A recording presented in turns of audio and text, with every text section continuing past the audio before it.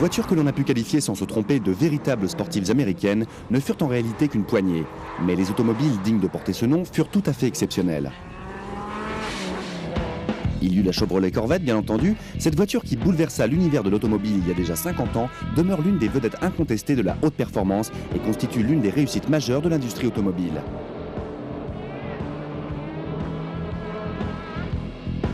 Cela a également concerné la Cobra Shelby. Pendant 6 ans, cette incroyable machine a affronté la tête haute toutes les plus grandes voitures du monde et les a systématiquement battues dans toutes les courses de Riverside au Mans. Au fil du temps, d'autres modèles sont apparus comme ceux de Sidney Allard et de Frank Curtis, qui durant les années 50 produisirent un certain nombre de sportifs sur mesure. Ou encore Briggs Cunningham, dont les Chrysler à moteur Hemi constituèrent un fabuleux cocktail d'esthétique, d'ingéniosité et de puissance à l'état brut.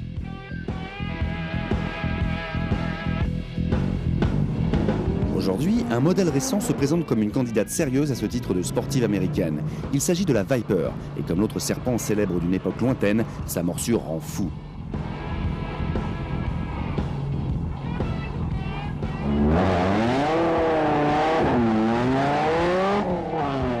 La Dodge Viper a été créée pour le seul plaisir de la vitesse. Ses concepteurs ont délaissé un grand nombre d'éléments auxquels on aurait pu s'attendre avec la firme Chrysler, tels que les accessoires luxueux ou un habitacle spacieux. Cette petite voiture ne peut pas plaire à tout le monde. Chrysler n'a d'ailleurs jamais envisagé de faire de la Viper la voiture de Monsieur Tout le Monde. Elle a juste été conçue pour être poussée dans ses derniers retranchements. La Viper est le genre de voiture à faire pâlir d'envie n'importe qui. Je crois qu'il n'existe aucune voiture au monde, aucune Ferrari, aucune Porsche, aucune Corvette qui puisse vous faire ressentir cette impression autant qu'une Viper. C'est une voiture réellement phénoménale. C'est une véritable muscle car américaine.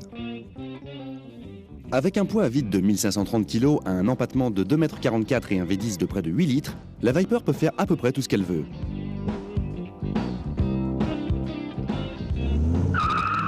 Elle possède la puissance d'accélération d'un dragster de superstock et la maniabilité d'un prototype du Mans. En réalité, la Viper peut offrir un niveau de performance que la plupart des propriétaires ne pourront jamais atteindre.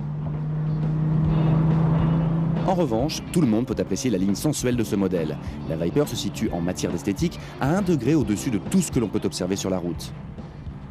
Vous ne pouvez pas vous arrêter à un feu rouge sans que quelqu'un ne prenne une photo ou ne vous pose des questions. Et si vous arrêtez dans une station-service, vous pouvez vous attendre à y rester une dizaine de minutes, car il y aura toujours des gens pour vous poser des questions. C'est une expérience vraiment fabuleuse.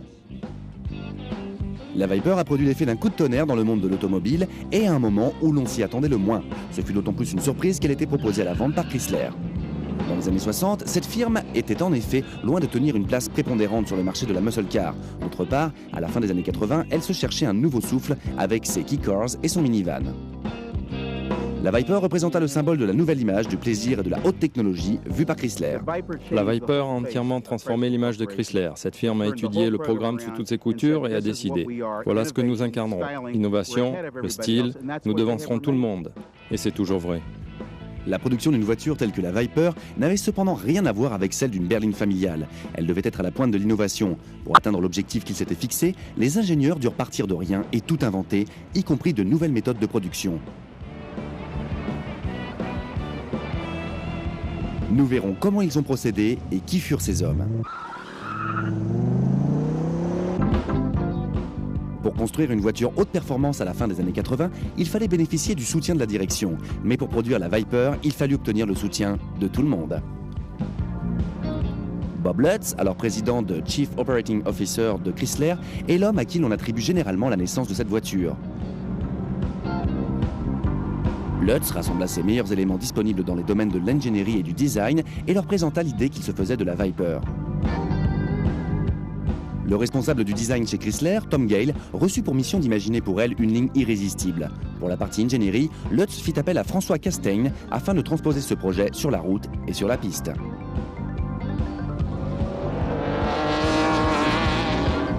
Ces trois hommes, en plus de Carroll Shelby, le père spirituel de la Viper, réalisèrent une esquisse de la voiture. Leur base de travail fut simple. Il s'agissait de construire un roadster capable d'offrir le même niveau de performance que les Cobra des années 60 et qui intégrerait, en outre, les meilleures technologies modernes.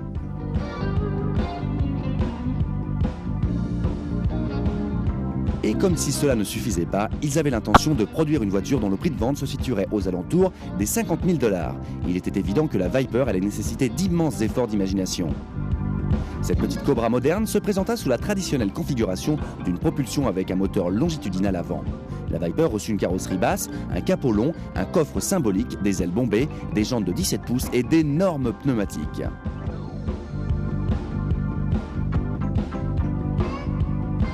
L'une des caractéristiques les plus frappantes de la maquette de Tom Gale furent les larges ouvertures situées à l'arrière des ailes avant, destinées à ventiler le compartiment moteur. Le premier prototype de la Viper fut propulsé par un 10 cylindres en V, obtenu grâce à l'ajout de 2 cylindres supplémentaires à un V8 de série de 5,9 litres. Lorsque le concept car de la Viper fut présenté en 1988, beaucoup le considérèrent comme la digne héritière de la Cobra Shelby. Dans les 3 mois qui suivirent sa présentation, Chrysler mit sur pied une équipe chargée de mener ce projet à son terme. Mais le temps était cependant compté car la sortie sur le marché était prévue pour 1992. Ce groupe d'ingénieurs, dirigé par Roy Schulberg, fut surnommé le Team Viper. Dodge réunit une grande partie de son personnel et annonça « Nous allons créer cette voiture. Qui veut s'investir dans ce programme et faire partie du Team Viper ?» Et tout le monde voulut le rejoindre. C'était là un projet enthousiasmant, et bien plus en tout cas que celui des key-cars et des minivans. Le Team Viper se vit confier une tâche immense. Il disposait de moins de 3 ans pour mettre au point une version de cette série de cette automobile en se contentant uniquement d'un magnifique dessin, d'un prototype et d'un mandat de Bob Lutz. Le deuxième prototype de la Viper fut réalisé en fibre de verre.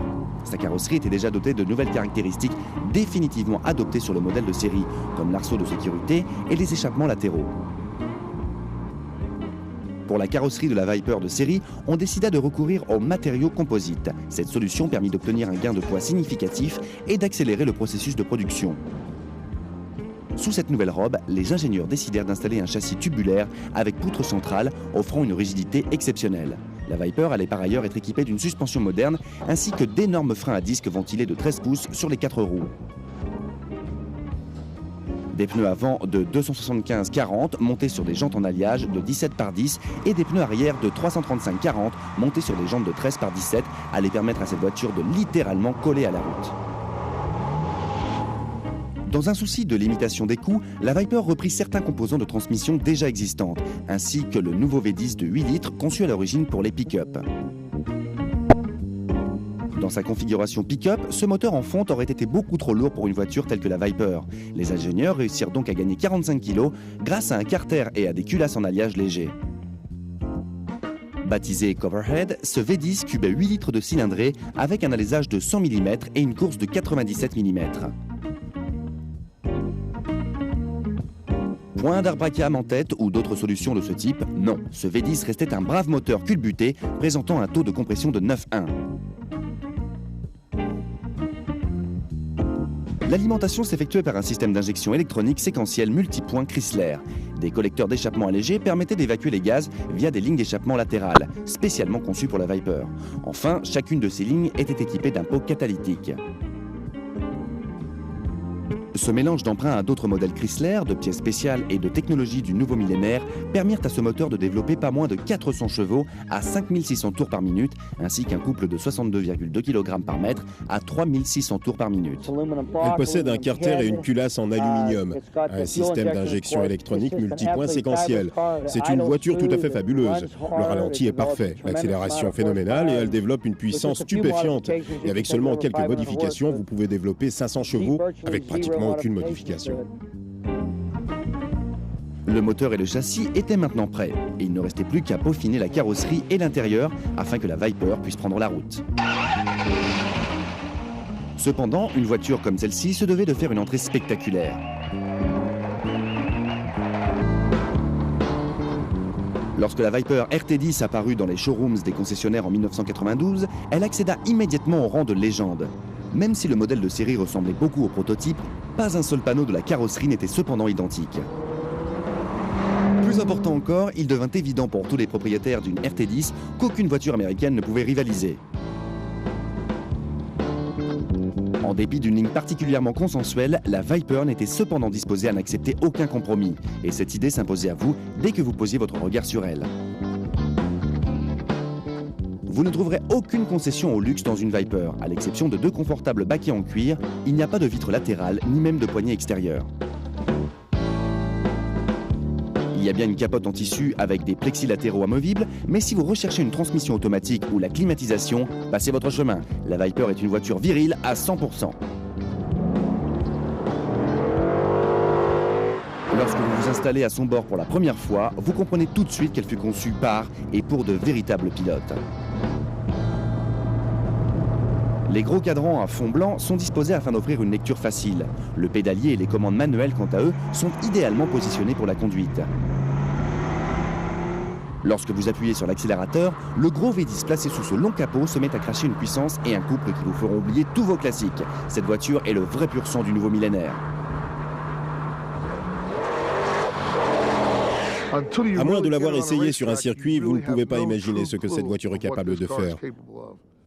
Je me moque de ce que l'on peut dire, mais j'affirme qu'il est impossible de la tester réellement sur route. Enfin, du moins si vous êtes censé. Grâce à sa boîte Borg et Warner 6 rapports et à un différentiel à glissement limité, la Viper RT10 peut passer de 0 à 100 en 5 secondes 1, dévorer les 400 mètres en 13 secondes 5 et atteindre une vitesse maxi de 265 km/h. Belle performance pour une voiture propre et autorisée à circuler dans tous les États-Unis. Mais aussi stupéfiantes que peuvent être ses performances, l'aspect le plus impressionnant de cette petite voiture est sa qualité de fabrication. Cette qualité s'explique par la conception même de la Viper. Au début, Chrysler assembla à peu près 7 à 8 Vipers par jour, sur des semaines de 5 jours. Il s'agissait donc là d'une très petite production. La voiture ne passait pas d'un point à un autre sans avoir été auparavant entièrement contrôlée, et tout fut donc parfaitement assemblé. Elle était produite de façon tout à fait artisanale. À la fin du millésime 1992, 251 Viper RT10 étaient déjà sortis des chaînes. Et même avec un tarif plutôt salé de 56 000 $, la liste d'attente commençait à s'allonger.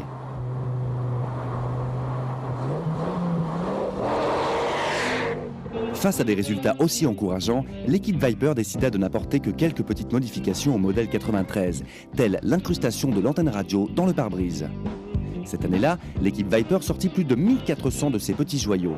Et en plus du roadster rouge d'origine, la RT10 devint également disponible en noir. Les années suivantes, le Team Viper se limita à quelques apports d'ordre esthétique sur la RT10, comme l'introduction de cette superbe nuance de jaune dans sa palette de couleurs. D'autre part, en signe de bonne volonté vis-à-vis des gens qui souhaitaient un peu plus d'air frais, la climatisation devint disponible à partir de 1994. En 1995, pour la première fois, les propriétaires de Viper purent se protéger de la pluie. Le roadster disposait à présent d'un hardtop qui pouvait s'adapter également sur tous les modèles précédents.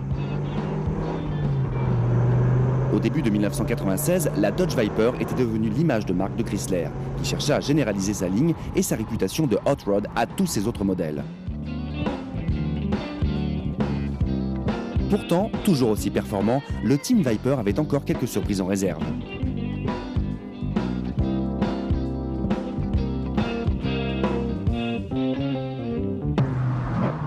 Loin d'apparaître comme un modèle vieillissant, la Viper, produite maintenant depuis 5 ans, continuait à se vendre sans le moindre souci. Les concepteurs de la Viper ne pouvaient toutefois être pleinement satisfaits tant qu'il resterait encore un point à améliorer sur cette voiture. En 1996, le châssis fut modifié afin d'offrir une plus grande rigidité. La suspension, quant à elle, s'assouplit légèrement. Par ailleurs, une bonne partie des pièces en acier de la suspension furent remplacées par des pièces en aluminium, ce qui permit de réaliser là un gain de 27 kg. L'une des modifications les plus marquantes fut le déplacement des pots d'échappement, qui se retrouvèrent dans une disposition plus conventionnelle. Cela permit non seulement d'épargner de nombreux bas de pantalon, mais aussi, selon les propriétaires, de renforcer le côté brut de la sonorité de l'auto.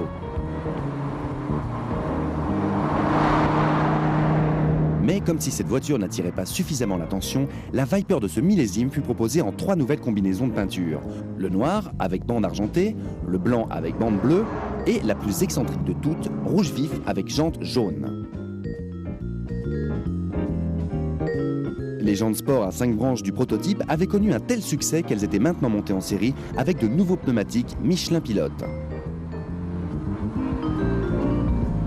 Cependant, le Roadster RT10 se fit souffler la vedette cette année-là par une autre Viper. Cette voiture, qui fit couler beaucoup d'encre en 1996, fut le coupé GTS. Elle représentait la bombe que le Team Viper recherchait depuis des années.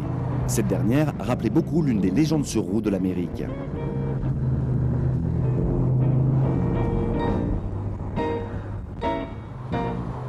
Ce coupé GTS, la toute dernière supercar de l'Amérique, rendait effectivement hommage à Carroll Shelby. La carrosserie de la GTS était bien plus que celle d'une RT10 dotée d'un vrai toit. L'avant avait reçu un important lifting avec une calandre plus large, de nouveaux phares, une entrée d'air dans le cycle NACA, ainsi que de nouvelles prises d'air sur le dessus des ailes avant. À partir des portes, tout était en revanche entièrement nouveau, avec un haillon entièrement vitré et un béquet arrière. Un bouchon de réservoir racing était maintenant placé du côté du passager. Et comme pour souligner le fait que la GTS était bien une voiture de sport homologuée pour la route, le nouveau toit présentait 2 renflements censés faciliter le port du casque. Loin d'être un simple exercice de style, le coupé GTS divergeait radicalement de la RT10 au niveau de sa motorisation. Le V10 avait été entièrement revu et doté de composants plus légers, avant d'être installé sur la GTS. Il développait maintenant 450 chevaux et un couple de 67,5 mètres par kilo. À l'intérieur de l'habitacle, le coupé disposait de vitres électriques, d'airbags et d'un système audio dernier cri avec lecteur CD, sans doute étudié pour couvrir le bruit du nouvel échappement.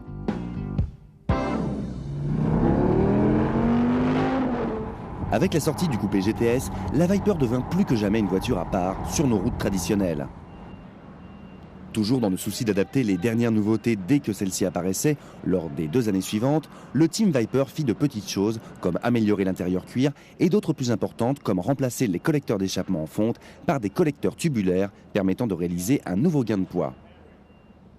Il devenait maintenant de plus en plus difficile de trouver des moyens d'améliorer encore cette voiture, quasiment parfaite. Cependant, le Team Viper disposait d'une bonne source d'information, le courrier des propriétaires de Viper.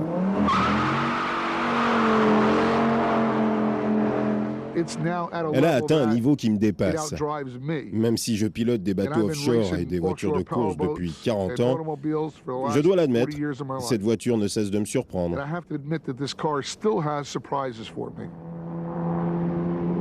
L'équipe Viper disposait également d'une autre source d'information pour la recherche et de développement, la piste.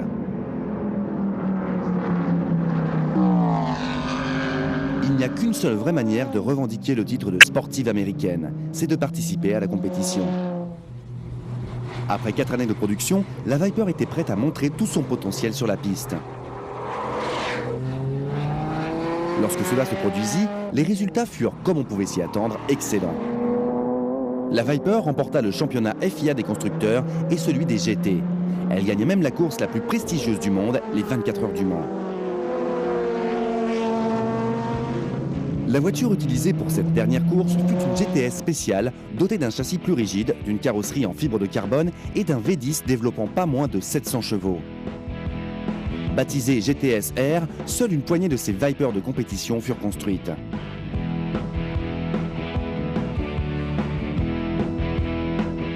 Toutefois, Chrysler décida de proposer au public en 1998 une réplique de cette fabuleuse GTS R. Avec sa peinture blanche et ses bandes bleues, dans le plus pur style américain, cette réplique disposait d'ailes arrière en fibre de carbone et de jantes spéciales BBS. C'était là une belle façon de fêter les succès de la Viper en compétition. Pourtant, en dehors des victoires de la Viper en course, on ne pouvait pas nier qu'il s'agissait là d'une véritable muscle car. Et les muscle cars ne se sentent jamais autant à l'aise que sur une piste de dragster. La Viper de Doug Levin court maintenant avec une installation au protoxyde d'azote réalisée sur mesure et un compresseur entraîné par courroie. Cependant, la Viper la plus exceptionnelle est bien celle de Tony Darwin, Sir Is.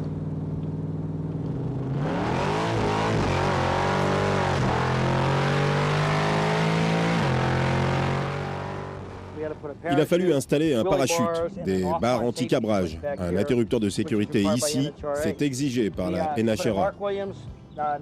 Elle est équipée d'un pont arrière 9 pouces. Nous avons monté des pneus arrière surdimensionnés et à cause du manque de place sur la voiture, une sortie d'échappement latérale. Nous avons ensuite installé une transmission Lenco. Bien entendu, on a inséré un arceau de sécurité, de nouveaux instruments de bord, un moteur tout alu basé sur le Dodge, une culasse et un collecteur d'admission DART. Il y a la climatisation, la direction assistée, un carburateur au lait, ainsi qu'un kit NOS faisant passer la puissance de 250 à 650 chevaux. Enfin, étant donné que nous nous trouvons dans l'état très ensoleillé de Floride, nous avons un radiateur en aluminium Ram Davis et un système de refroidissement d'huile qui permet de sillonner Clearwater Beach sans problème de surchauffe. Une grande partie du succès de la Viper s'explique certainement par sa ligne et ses incroyables performances. Mais il faut aussi souligner le fait que quasiment depuis le premier jour, les ingénieurs de Chrysler bénéficièrent de la coopération active des propriétaires. Les effets de celle-ci se font aussi bien sentir dans le domaine de la qualité que de la conception des futurs modèles. La nouvelle Viper 2001 reste fidèle à la tradition de l'excellence avec ce souci continu de l'amélioration qui constitue la force motrice du team. Le V10 a encore réalisé l'impossible. Il a été soumis à des normes anti-pollution encore plus drastiques tout en réalisant l'exploit de gagner quelques chevaux de plus. Cette année, un nouveau jaune vif permet à cette voiture de passer encore moins inaperçue. Cependant, les propriétaires de Viper ne recherchent pas la subtilité ni le confort, et encore moins les économies de carburant. Les gens achètent des Viper juste pour le plaisir qu'elles offrent. Lorsque vous êtes au volant d'une Viper, vous vous sentez jeune. Quel que soit votre âge, avec toute cette puissance, vous avez l'impression de redevenir un adolescent. En 2003, Dodge sortira une nouvelle Viper qui présentera une carrosserie totalement inédite depuis la première RT10. Mais une fois encore, le plus important se trouve sous la carrosserie. Il semble qu'il n'y ait aucune limite au nombre de chevaux que l'on peut développer à partir de ce V10. Cette année-là, le moteur atteindra les 8,3 litres et développera 525 chevaux, ce qui ne fera que confirmer encore un peu plus sa position de véritable supercar américaine. Depuis le tout premier prototype, la Viper a toujours été le fruit d'une seule philosophie, ne faire aucune concession. Elle n'a pas seulement permis de construire une voiture fabuleuse, la Viper et ses propriétaires entretiennent une relation amoureuse dont aucune voiture ne peut se prévaloir. À l'époque où je me passionnais pour les Corvettes, dès que des innovations apparaissaient sur la voiture, je vendais la précédente pour acheter la nouvelle. Je n'ai pas la même attitude avec cette voiture. Quelle que soit la vitesse à laquelle vous roulez, elle vous impressionne toujours. Alors pendant que certains prétendent que l'ère des muscle cars est révolue, les propriétaires de Viper prouvent, eux, sur les routes comme sur les pistes, que la muscle car n'est pas morte. Elle est simplement plus rapide qu'autrefois. La nostalgie est une belle chose, mais pour les propriétaires de Viper, les beaux jours sont toujours là. Merci de nous avoir suivis et n'oubliez pas, ne les envoyez pas à la casse, restaurez-les.